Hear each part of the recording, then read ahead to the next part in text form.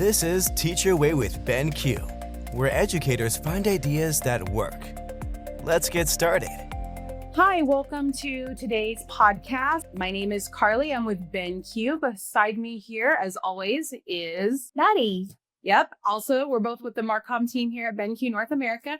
And today we are going to be talking about your BenQ Board tune-up. We're 6 weeks into the school year or about there, depending on where you live in the country. How are you trying to spice up your lessons now with the BenQ Board? Joining us today is Lauren McMillian with BenQ. Want to introduce yourself? So as Carly mentioned, my name is Lauren. I am one of the field application engineers and trainers for BenQ. So I do support all the way from the install process to teacher training to support through the life of the panel. And I have a background in education. So I started my career teaching. I taught 3rd grade and 6th grade. And then I was an instructional coach at the elementary school for a few years. And then I caught next door to the middle school and was a campus technology specialist there, where I actually got to use the BenQ boards as a customer. And then that's how I met BenQ. It was fate. She just fell in love with it the moment she had experience with it. Yeah. So that's cool. Wonderful. Well, so for everybody's knowledge, today we're going to be doing some different things with the board. If you're listening to this podcast in audio only, or if you're in your car, we would just suggest maybe pushing pause or listening and then coming back and reviewing this when you're with your BenQ board, because there's some things that you're going to want to try as Lauren is talking you through all of the steps of it today. And but yeah, let's jump right into it. Today, we're going to be talking about how to use your BenQ board to add energy, creativity, and engagement back into your classroom, or to ramp it up for the next portion of the semester. So first and foremost, at this point in the school year, what trends and challenges do teachers often experience? Well, we're about at that 6-9 week mark, depending on, where schools are located. And it's about that time that teachers are getting to the point where they've already established their classroom routines. They have spent time enforcing, these are the expectations. And there's so much of that stuff in the back to school world of they have to go through trainings and they have to teach students how to line up, or in high school, they have to teach them the expectations of turning in homework or checking in on these different things, that by the time you get to that end of the first quarter, the kids are getting comfortable. The teachers are, they've now established all those routines. So it's honestly the perfect time for them to go in and say, you know what, we're going to switch things up a little bit. And we're going to, now that we've got all the formalities of the back to school, under the belt, it's time to kind of look at what can we do? What can we change a little bit to make sure that the teachers are staying fresh, but also that the kids are, continually held to a high standard and are having fun while learning and engaging with all of that content. That's great. So what we're going to do now for the next portion is we're going to go through some practical tips and strategies on how to use the board to freshen things up a little bit. We're going to break it into a couple of different sections, and I'm going to let Maddie kick us off with the first section. All right. We're going to talk about interactive and engaging tools of the board and how they can spice up the classroom for both teachers and students. What I'd like to investigate or talk more about is how can interactive features of our whiteboard, which is the EasyWrite software, the split screen or the screen shares features, helping teachers getting student engage or participate, increasing that participation in classroom. Sure. So the nice thing about the interactive flat panels is they themselves are the interactive tool, right? So walking up to the panel, there are so many tools at your fingertips. You can kind of see on my board here in the room, I have customized some of my apps in the order of what I use. I have, my ClassLink and my Google Classroom at the top of my screen. And now I have the things that I go to every day, because teachers do not have time to go and hunt things down or find things. They need things right at their fingertips. And so being able to fully customize my screen not only helps increase the productivity, but it also helps me use all those tools that the kids love too. I can organize them as well. So when I'm at my panel, I actually have 2 screens here. So when I swipe from one to the next, you can kind of see some of the resources that I'll use with students. I see a lot of teachers in the classroom that they'll actually use the BenQ board as its own station. So the teacher will be teaching a small group, but they'll have students at the board going through one of the interactive activities. And this is grade 1, grade 3, and grade 6 interactive activities that actually live inside of our app store. There is a BenQ app store, and it has a lot of those different grade level interactive activities to get the kids up to the boards themselves. And then, of course, not to mention in our EasyWrite app. So when I open our digital whiteboard, we have a plethora of tools here that allow for teachers to interact with the work as well as getting students up to the board. And so you mentioned that student engagement and student excitement.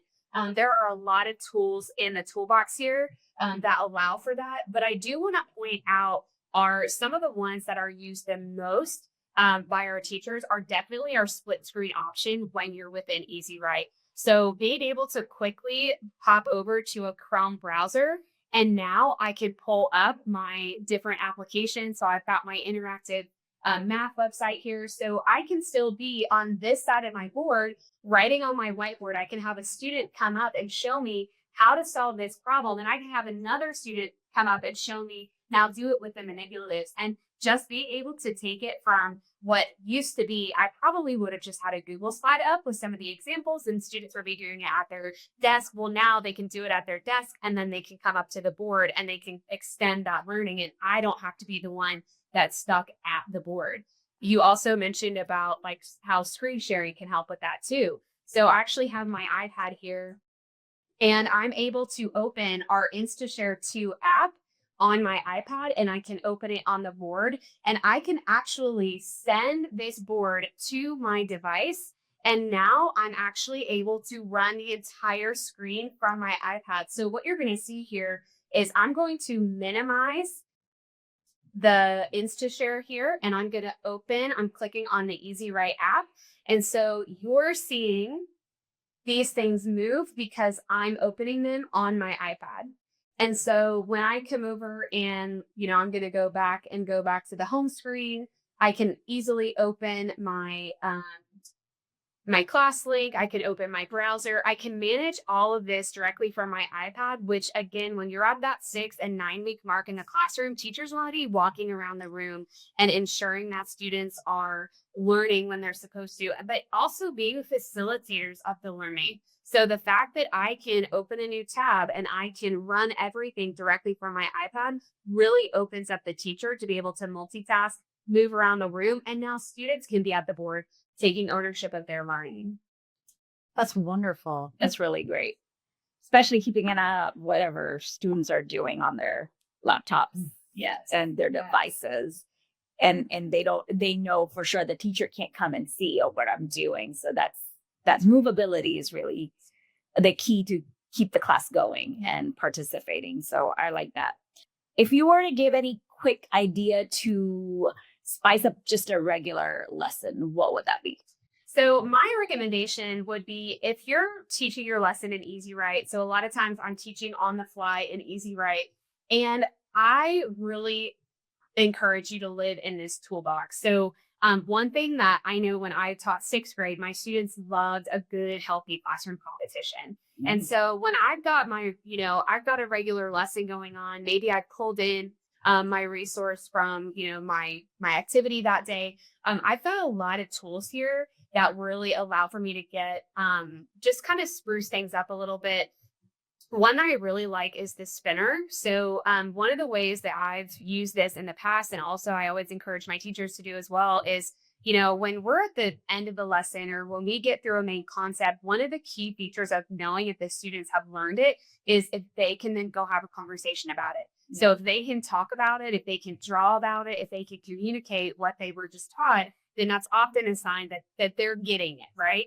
And so utilizing the spinner to then create, because this is fully customizable, teachers can create they can add different items, they can make it as however they want, but being able to put things like, how are we going to think out loud today, right? So I can add a spinner here that has, think, pair, share, or 4 corners, or, jigsaw. And so to spruce things up, instead of always kind of reviewing that concept or content in the same way, I can now have a student come up and go spin and choose what activity are we about to do to go digest everything that we just learned. So I would say something as simple as that can really kind of bring some energy back into a lesson that has been taught, whether it's a million times or just one time. And then also being able to really dig into some of the key content support tools. So for math and science teachers, being able to access the things like the ruler and the measurement converter, even our Easy Math, which has a quick option for you can draw a shape and it's going to quickly recognize. So I'm drawing, a triangle here, and I can quickly turn that into print, and now I can send it to my whiteboard. So even just those kinds of resources that really kind of support the content that the teacher is teaching as well, and kind of getting like, I know if I had this when I taught third grade, we were doing shapes. My kids would have loved to have been able to come out to the board and draw a shape and let it insert it and put it in. So when it comes to re-energizing those lessons, it's not about redoing what has already been done. Teachers don't have time to go redo everything all the time, but it's about bringing in what you already have and then just enhancing it a little bit, whether it's with a tool like the spinner or your Easy Math tool as well. Yeah, I love the fact that like how you related your like concept teaching, just putting it on the spot, making it spontaneous, and they don't know what's coming up because they kind of get used to that schedule, that reg. Okay, this is the format of my class. We're gonna do reading. We're gonna go this and this and this, and this kind of like changes the routine, and it gets them sharp and like upfront and like pay more attention and be engaging. So I love that tip. Great, thank you. So the next section is going to be on student collaboration and engagement. So kind of talking about that. What tools and what ways can teachers use the board to foster an environment of collaboration in the classroom and get students more engaged? Well, so while I'm already in EasyWrite on my board, I'll just start here.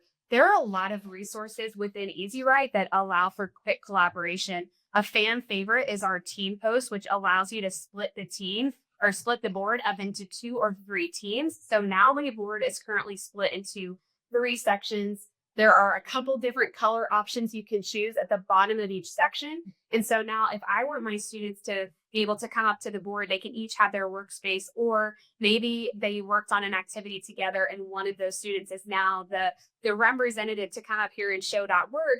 They can now all write at the same time. So when I'm drawing at the same time, you've got 3 different things happening at once. And not only that, I can also create a question that I want to go on all 3 spots. So let's say I'm focused on multiplication. I can actually send that multiplication question. So now it's in each of the sections. So even if it's 3 different ways of solving the problem, or maybe a fun relay ways to get them up, but also if I have some really good examples here, one thing that I know is really important to teachers is documentation of really good artifacts of student evidence and student learning. And the nice thing about everything you do here is that teachers can now save it. And so there are 3 really great examples of this math problem. I can use our universal share icon and I can actually send that to my whiteboard. And it just took a picture of the student work and just dropped it in my whiteboard here. So now you can see all 3 work areas, and now I have this documented within my lesson, so I can refer back to it, or I can drop this in Schoology or Google Classroom so that my students can go back and say, oh man, my teammate had a really good idea earlier. And so being able to kind of have that space where students can come up and do it and they can reference it later.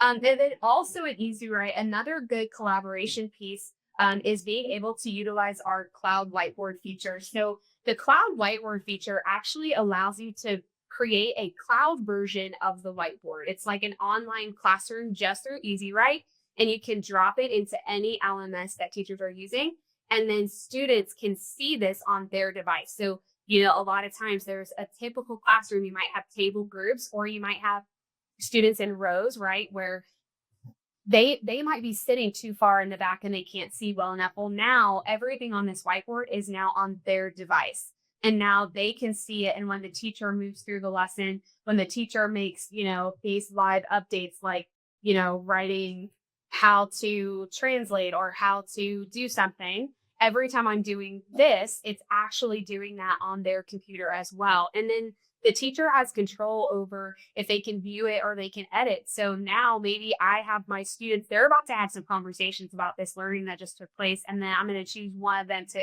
edit from their computer. So again, I get to go around the room and I get to facilitate that discussion, that conversation, all through the whiteboard just being on their device. And then to top it off, one thing about a typical teaching environment when you have, the front of the classroom, you have the presentation. I've already gone through all my Google Slides or my Keynote presentation. When I have my students working on their independent practice or when they're working on their group work, the only thing they can see here is one screen at a time. But our EasyWrite lesson makes it super simple to send all of these pages directly to the students. So now they can collaborate together and they can scan the QR code with their iPad, with their Chromebook. They don't have to have an app or log into anything. And now when they're doing that work, they get to scroll through the entire lesson, even though I might only have one slide up on the board. And then one other really key engagement piece I love about having students take ownership of the learning and getting them to be more of those active participants is, again, using that InstaShare. So a little while ago, I showed you when I was using my iPad, I showed you that I was controlling the board from my iPad. Well, I can also easily share my iPad to the board. So when students are using their iPads and they're using their Chromebooks, it's with one tap of a button, they can start sharing to the BenQ board. And so now all that work that they just did on their device, so now you can see everything on my iPad, all that work that they just did, maybe they designed a presentation or a one-pager, they worked with their group and they made a project or a portfolio. Now they get to share from their device anywhere in the room and all eyes are on them and they get to then take the lead on that instruction and the teacher gets to be, take the back seat and watch them, lead. That's great. Thank you. That was really helpful. And I'm glad everything as far as the tech work there. So next question as we go to the next section, which is forward thinking. Maddie's What are some of the small tweaks teachers can try today or tomorrow after listening to this podcast to make a good difference in their classroom? Yeah. So one tip, and this isn't necessarily a tweak of what they're already doing, but a tip I always like to point out is, again, a big idea here is that teachers don't need to be tethered to the board and they don't need to be tethered to their device. They don't have to be in one spot. They get to be movable, right? But the other thing too is, honestly, one of the biggest tips I share is the fact that there is a spotlight on this board. And so in terms of like when we were talking about student engagement and kind of redirecting all of that, this is a tiny tip, but it's often a lot of people don't realize or they forget that you have that option all from the remote. And so just tapping the button at the top of the remote goes between the spotlight and the laser pointer, which also functions as an air mouse. And so I feel like when we're at this point in the year, when teachers are getting to a point where they want to multitask, they want to be super productive, and they've got all those routines in place, being able to manage everything just from a click from the remote is honestly a huge adjustment to just free them up from having to manage a device or be at something. And then another thing too, a second tweak I would like to share also is the ability to split your screen when you're within a Chrome browser, because this is kind of a game changer too. There's a lot of resources that teachers want to access all the time. And again, when you're looking at one thing at once, it's great. But when you need those multiple resources, I can easily come over here and tap on the three dots at the top of my browser. And now I can tap new window and it's going to split my screen. And so now I can actually control everything from one side of my board and I can put it on the other. So I'm just going to tap move to other window and I'm going to send this to this side. And now I can manage everything I'm doing because it might be that you want to learn a little bit more about how the floating tool works, which the floating tool is the little pencil over there. And if you don't already know, here's a trick. You can make like a peace sign and hold anywhere on the board and it's going to bring the floating tool to you.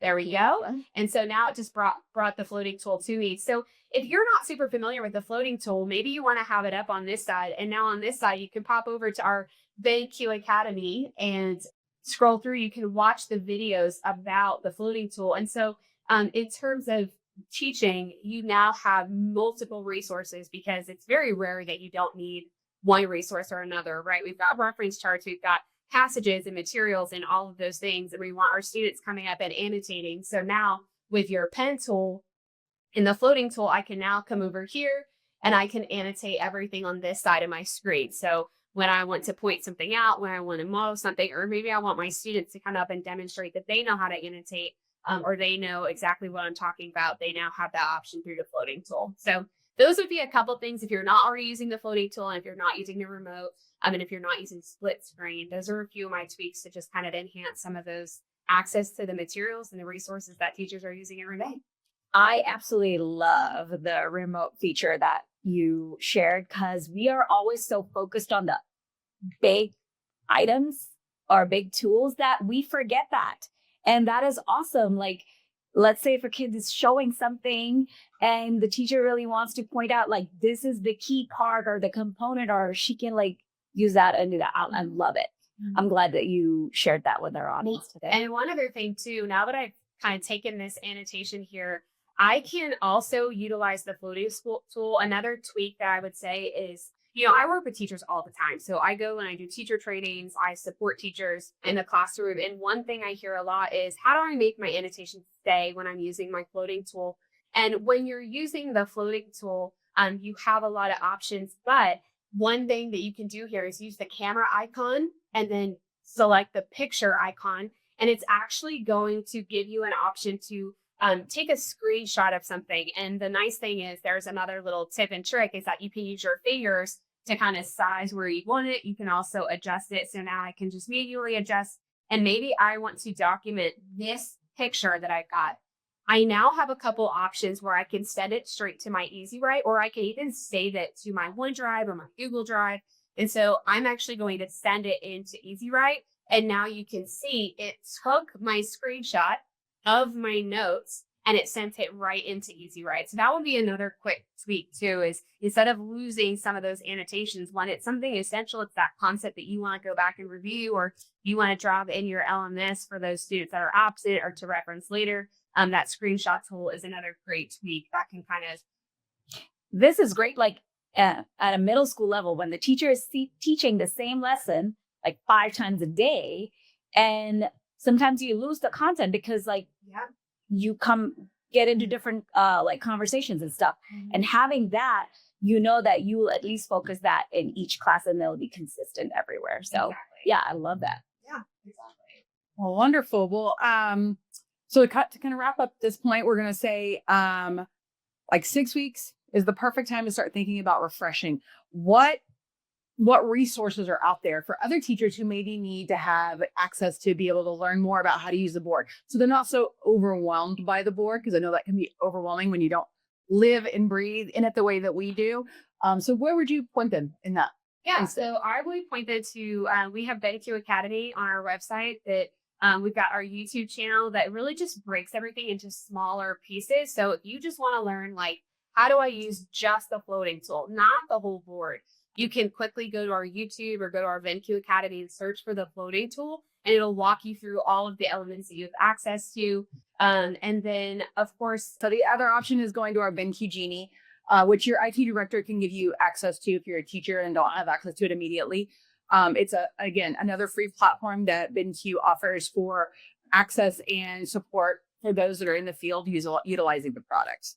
So, well, Lauren, thank you so much. We're really excited about the few tweaks that you share for the BenQ board and how it can help teachers transform their lessons to make them more predictable, take them from predictable to powerful, to really engage the students, which is what we're always about with the boards. The one big thing with the boards is that they're meant to help you teach where you are or teach your way. So if you're utilizing an app that isn't in our BenQ Play Store, you can absolutely access it with the RP04 series or the 04 series of boards that have the Google EDLA certification built in. And you can go get it from the Play Store with support of your IT team. And I think since we've shared our favorite tips, we'd love to hear from you too. Yeah. If you all can share your favorite tip after listening to this podcast, we would love to hear from you too. So in closing, thank you again, Lauren, for joining us, and Maddie for being my co-host as always. I'm Carly with BenQ. And so as you go into the next portion of the semester and things are starting to get a little tired, Know that we're here to support you and here to help you on how to refresh things and keep them lively and fun and spicy, as we like to say, in the classroom. Make sure you like, subscribe, and follow us on all of our social media platforms, Instagram, LinkedIn. If you have access to our private Facebook user group, feel free to comment in there. Additionally, we're going to have another podcast here shortly that will be hearing from other users of the BenQ board and what they're doing with it to change things in their classroom. Until then, we look forward to talking to you next time. Thanks, guys. See ya. Bye. Thanks for joining us on Teach Your Way with BenQ. For more resources and teaching inspiration, visit us online at BenQBoard.com. Don't forget to follow the show so you never miss an episode.